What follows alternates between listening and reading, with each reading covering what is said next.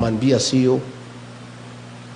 If you have succeeded here, I was in the Silicon Valley the day before yesterday, the whole day. I went to Google, I went to Meta. Wow.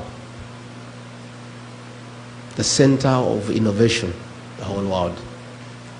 I found 35 Kenyans at Meta, senior executives who are driving innovation and creativity, who are driving that big corporate. They know what needs to be done on artificial intelligence.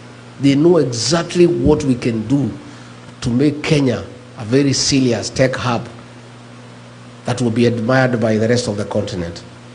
And they are doing it in America, and they have succeeded. Then back home, the Minister for ICT is William Kabogo.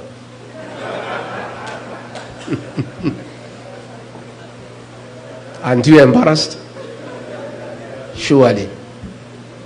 Surely. We don't need to look far. We have Kenyans who can transform our country. Those guys I found there at Silicon Valley, I met some top executives there, Kenyans. They are the ones who are driving that valley on matters ICT, others in manufacturing, others in medicine. We have enough capacity as Kenya of people who are experienced with a proven track record to help us transform our country.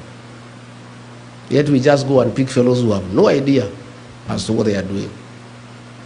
So I want to look to the diaspora for great resource of people who can help us transform our country, because I think it's the right thing to do. And I'm asking, help us to mobilize our support back home for a true transformation of our country. And Wekesa, our cousin, the Mlebe Nation is good. I was there for 4 days, and it's one term. From Vihiga to Kakamega to Busia to Bungoma to Trans Nzoia. All we need to do is stick together. My brothers, George Natebea, Eugene Wambalo, and Cleophas Malala to stay together so that they can provide leadership. You know,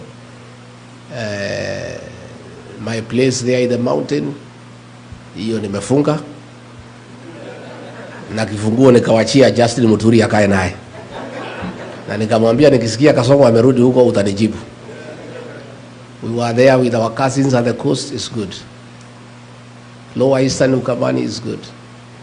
And the payslip holders across all communities, there are 3.5 million. And every payslip holder has an impact over 2 people, minimum. Another 10 million strong people. The Gen Zs, those ones are wild. They're asking for the day and the time. So we are good. We have a winning team, and all we need to do is stick together so that we have one candidate to face William Ruto. One. Yeah? And he is working very hard to divide us. Guy is not sleeping, because he knows the only way he can sleep through is if we are divided. But all of us have committed that all of us are presidential candidates.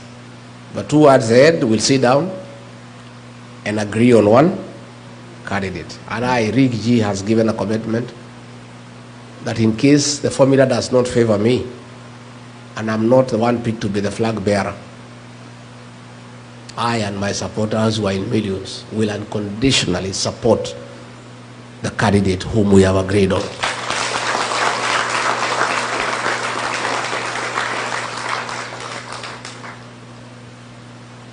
Lakini wakiamua ni mimi, hii jamaa nitamkimbiza kama baisikeli ya kuibiwa. Yeah. And I can tell you that commitment is there, and you should not be worried. Please pray for us and support our party, the DCP. Our slogan is listening to Kenyans, listening to the ground, because leadership is about listening to the people. When you are elected, your employers are the people who have elected you. And you must listen to your employer. All of you, wherever you are employed, you must listen to your employer. And that is what I do. I listen to the people. Since I came to the US, I'm a better leader than when I came. I've listened to many people, and I've written. And I'm going through the notes. I am a better person than when I left Nairobi. By agreeing to listen. It costs you nothing to listen to people. It only enriches your thinking. I don't know everything. I cannot pretend to know everything. I am benefiting from your experience here in the United States. We were told in California, in San Francisco, about water harvesting so that we can use the water for irrigation in areas that are dry in California. And that's how California feeds the rest of America. I learned a lot that I did not know.